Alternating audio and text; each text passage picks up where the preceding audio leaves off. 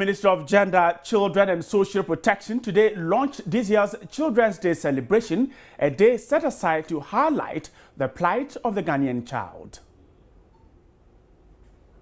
How do you do your homework?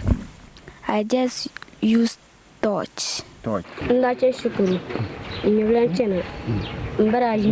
used to go to school, but my father asked me to stop so I can take care of the animals. I am not happy because I want to become a president one day. My special appeal to my father is for him to get a Fulani herdsman to take care of the animals so I can go back to school.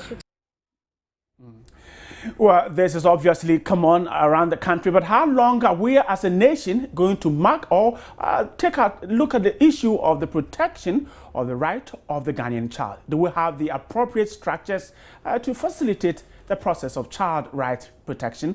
We're seeking answers on today's big story.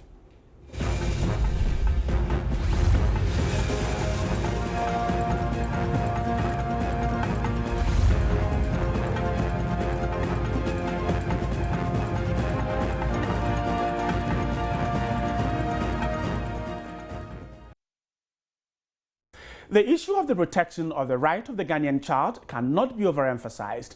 Almost every now and then, issues concerning children, especially educational rights and basic needs, are reported, but little has been done to alleviate the plight of the Ghanaian child. Today, the Ministry of Gender, Children and Social Protection launched the National Children's Day in Accra, and our desk took some time to highlight the plight of the Ghanaian child.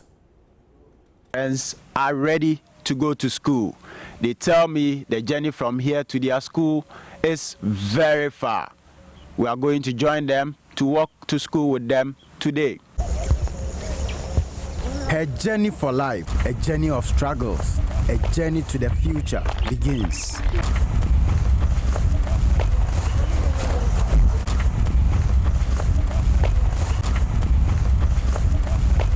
But not just for her. It is a long walk to school for Esther and her schoolmates.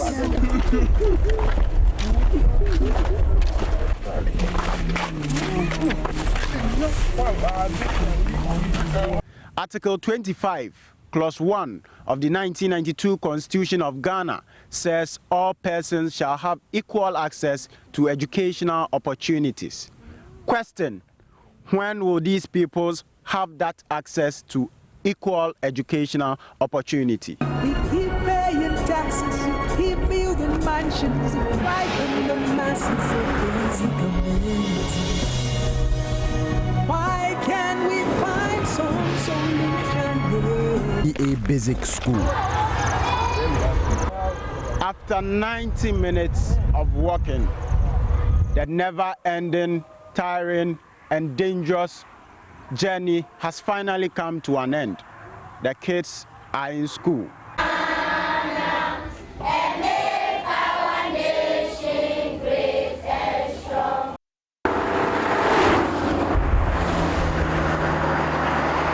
Have you realized the problem yourself? Yeah, it's serious because cars having the tie belts and other things, they can cross over and kill a kid. Even some happened some time ago. A car knocked a kid by the roadside about some few months now, and it's dead and collected to the Akuse mortuary later on for a burial. So we know that the risk is there. In the interim, what suggestion do you think you can prefer whether you appeal for a bus that will be picking them until the school is constructed or anything? Yeah, that will be nice, but the appropriate place to pass and get those things for the school, that's the only worry now. Because at the district level, we have a lot of projects that were going on, and even we couldn't have more finance for those projects. So we cannot appeal for the district to get a car for the school kid to be coming to the school.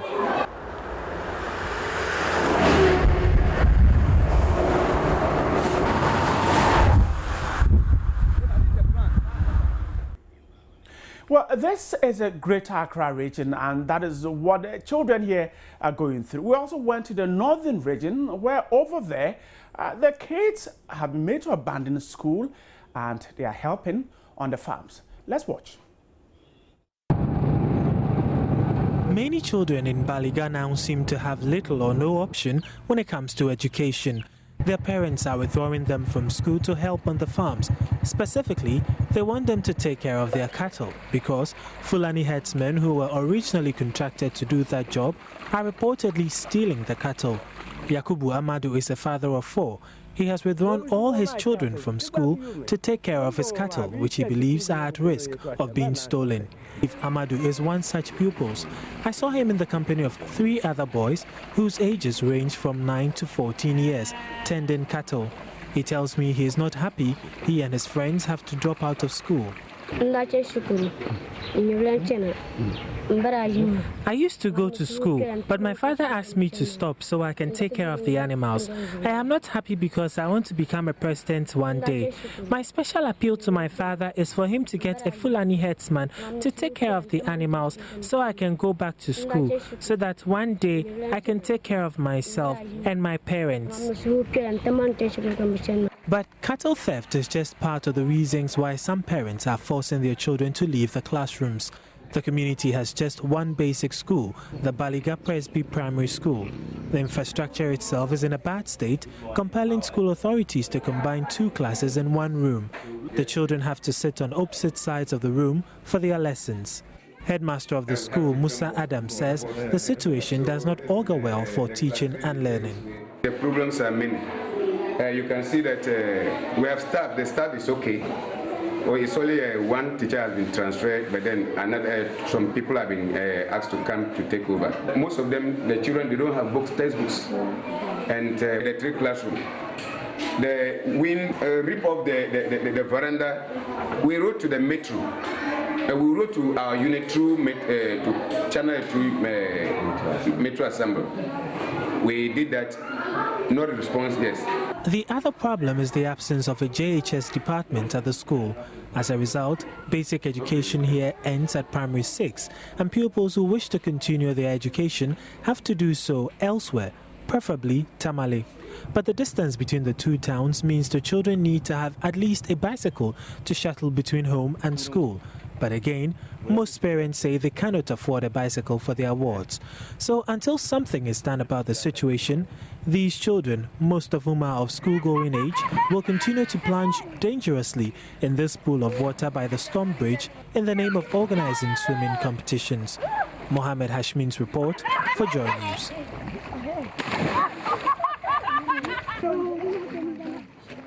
Right, so I've just shown you something from the northern part of the country where the kids are made to abandon school to help on the farm. Those who are in school go through all kinds of challenges, but that is not all. Now, these kids you see would write the same basic education certificate examination. Some of them do not have access to electricity, so in their homes, they improvise to learn at night, and that is taking a toll on their results at the end of 3 years at the junior high school. Let's take a watch this. 8-year-old Sarah Fevelo has dreams. Surrounded by a cloud of darkness every evening, she dreams of a better future.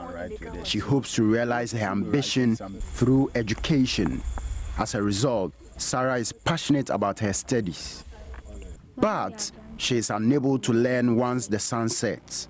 When they give you homework, you don't have light here. How do you do your homework? I just use torch. She told me her inability to study in the evening is affecting her academic work. What was the lowest mark throughout, the papers? 30. 30. What subject was that? Language and literature. Sarah is just one of hundreds of pupils in TodayBig who have this problem. We don't learn in the evening because we don't have light. Only option is for Sarah to use the family torch. You are writing exams now. So how do you write the exams? I just write it. Tell me, when you're doing your homework with the torch, how do you feel? I feel bad.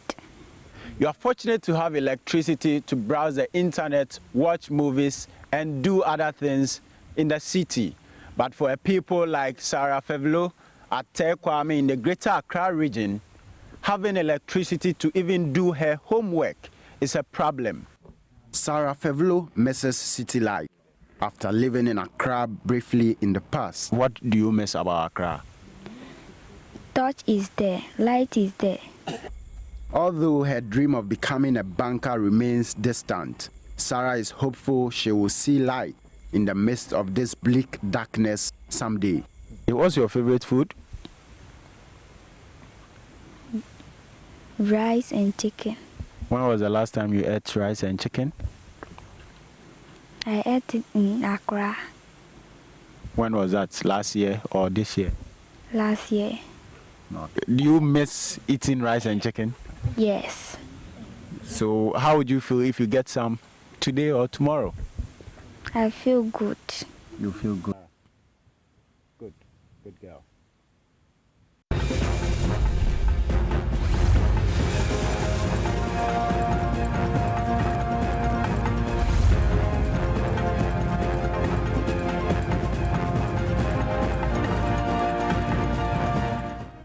Right, so I was just recounting some of the horrible things our kids go through, but let me go onto the phone lines and speak to the Greater Accra chairman or director of the Department of Children here in Accra. Mr. Peter Achia has just joined me. Mr. Achia, thanks so much for joining us on today's big story. Okay, all right, you're welcome. Now, would you say that the right of the Ghanaian child is protected 2013? Yes, I would say yes. The right of the child is protected, but I must say not absolutely, but to a considerable extent, yes. How protected are these rights? You know, the child rights covers various areas. Right. Talk about child's right to survival, his right to development, his right to protection, and his right to participation. And with regards to his protection, you will agree with me that there have been various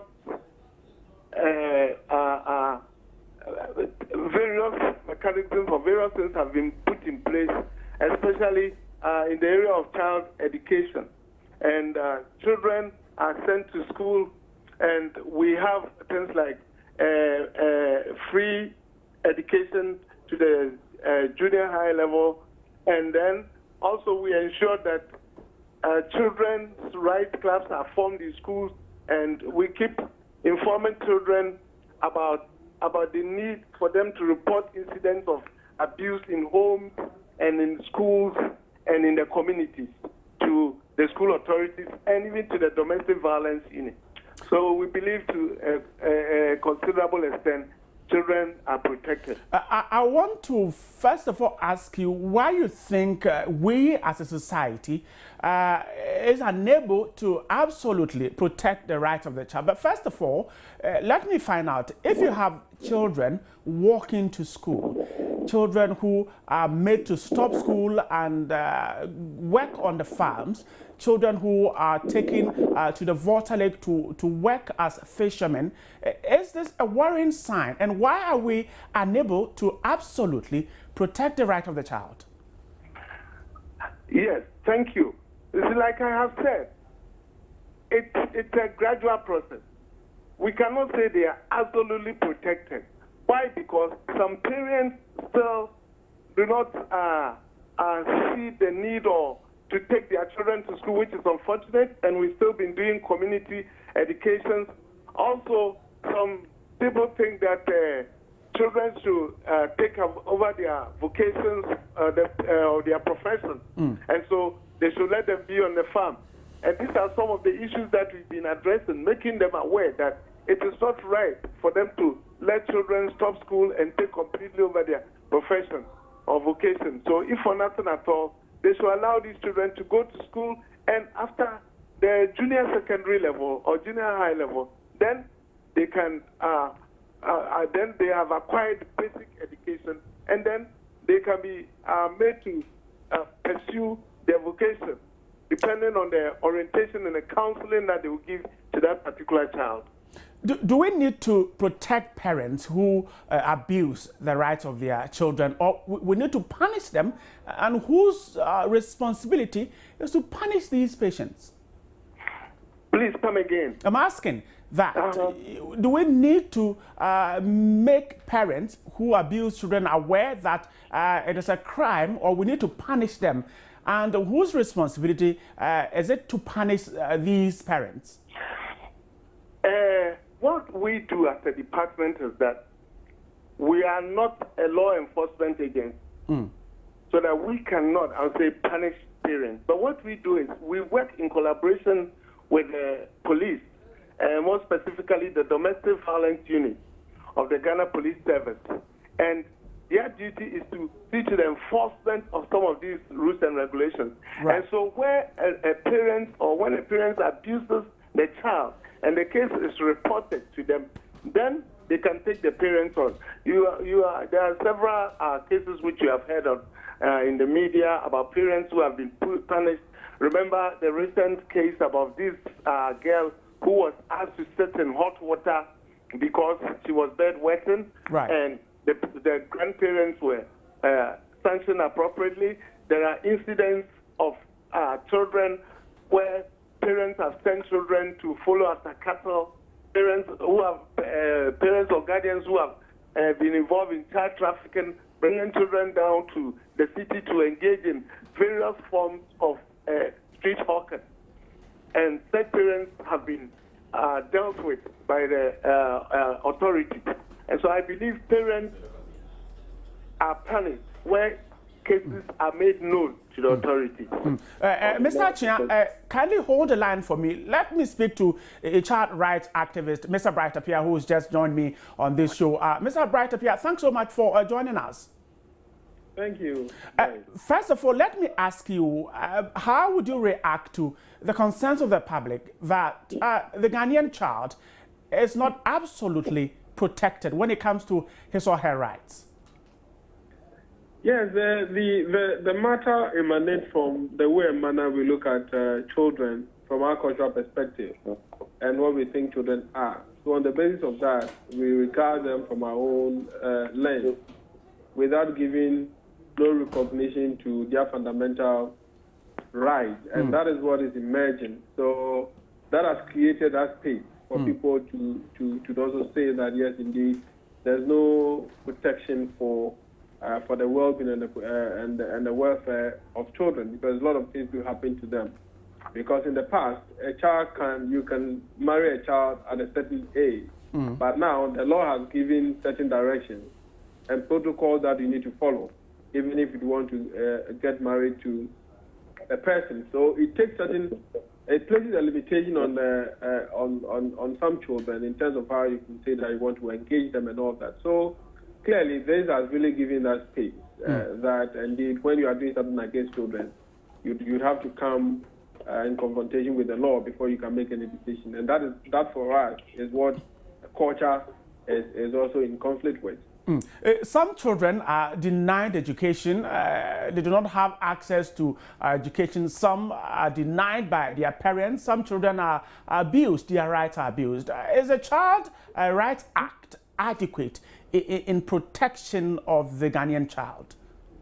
Yeah, when you look at the provisions that we have, clearly, if you want to implement it to the fullest, then we can come to that conclusion and say that, yes, there is enough guarantee within the provision that says that we need to take a maximum responsibility to that. Because when you look at the Children's Act, clearly it gives the basic, recognizes the family as a basic unit for the development of a child, where the responsibilities of the family is guaranteed even under the law. And the law went to the extent of looking at alternatives where if the family system fails, what would be the fate of the child? And the law is clear that, yes, there are certain institutions that might take up that responsibility if it is proven that the parent cannot be in a position to take care of children. Right. So if you look at the way you have structured the law, under no circumstances should a child suffer any event as a result of somebody's irresponsibilities.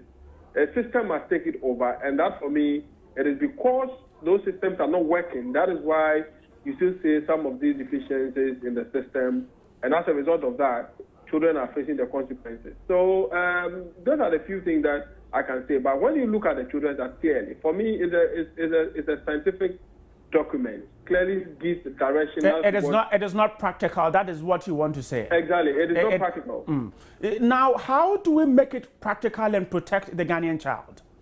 I think that we need to begin to look at how to promote some of the things that we have in the Children's Act, like the programs that you've been running, exposing some of the things that children are going through, highlighting the difficulties that they are going through, for policymakers to wake up to the reality that, yes, indeed, we cannot sit down and say that, yes, children should go through all those difficulties. Because scientifically, it has been proven that when a child suffers a certain act in their developmental stages, it is very difficult for you to recover such things from them. So it is important that we follow the steps to be able to bring children to a level that we can say that, yes, their future is guaranteed. So it's a matter of advocating and also talking about the issue and putting certain practical measures in place so that it can also become a model for policymakers to follow and say that, yes, this is the way forward. The media is actually working hard. As you said, for instance, Joy News has been carrying some of the abuses of children. But do you think that policymakers really heed to some of these alerts, let me put it that way, that we bring out, wanting them to take action? Yes, one of the difficulties that we have with our policymakers is because of the cultural background that we are coming from. Because I quite remember when the issue of child labor came up in Parliament, there was a heated debate about as to whether what children do in farms will constitute child labor, to the extent that policymakers were giving examples of the difficulties that they themselves went through before becoming who they are today. So to them, that system must still be established. So clearly, if you have somebody who is a policymaker who has that kind of perception, then it will definitely affect the policies that comes out of Parliament. So clearly, it is also important that we do a lot of advocacy for Parliament to realize that, yes, indeed, now we live in a global village where things that affect other people in other countries also affect us. Because the new strategy that is going on in the European countries now is, now they are sending chocolate to schools and telling children that, yes, this chocolate that you are eating is very sweet and all that, but it's being produced by your own in other countries, where they are trying as much as possible to make the chocolate look something to the children, so that when children do not consume it, the market would also come down, so that government in other countries like Ghana will wake up to the reality and say that, yes, you need to wake up to fight child labor issues. And I think that these approaches, we can also adopt them in here, so that people, the policymakers, would also wake up to the reality and see how best we can fight for the fundamental right of children. I think that when we do that, we can guarantee the responsibility of children in the future. And it's very, very important. And I think that we need to discuss issues in context of that, so that we can guarantee the future of the country and also guarantee the future of our children and all that. So for me, we need to do a lot to also bring policymakers to the level where we would all say that, yes, we'd appreciate what the rights of children are and how best we can promote it within the policy framework. Thank you so much, Bright Apia, Executive Director, Child Rights International, there talking to me about the International Children's Day and, of course, Ghana marking National Children's Day. Now, when it comes to pushing the agenda of the rights of the child, one name that stands tall is the now Minister of Gender, Children and Social Protection, who has always been for children. But the public seem to suggest that she's been quite, very quiet of late. What has been the reason? Joy News, for instance, has been trying hard to get her to react to certain issues on children, but she has kind of beautifully or nicely turned Joy News away. Let's watch this.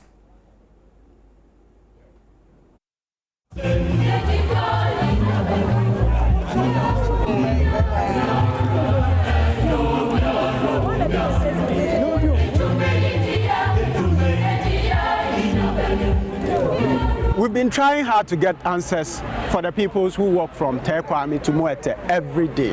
We contacted the Ministry for Gender and Children and Social Protection for about 2 weeks now, but we've not had any answer.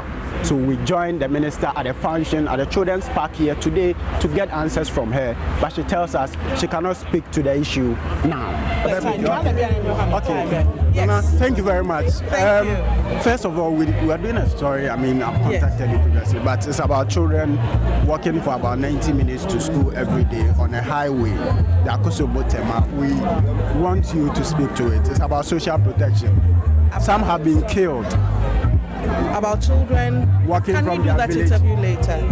The story is going today, Nana. You know, I've been trying to get you 2 weeks, Nana. Yes.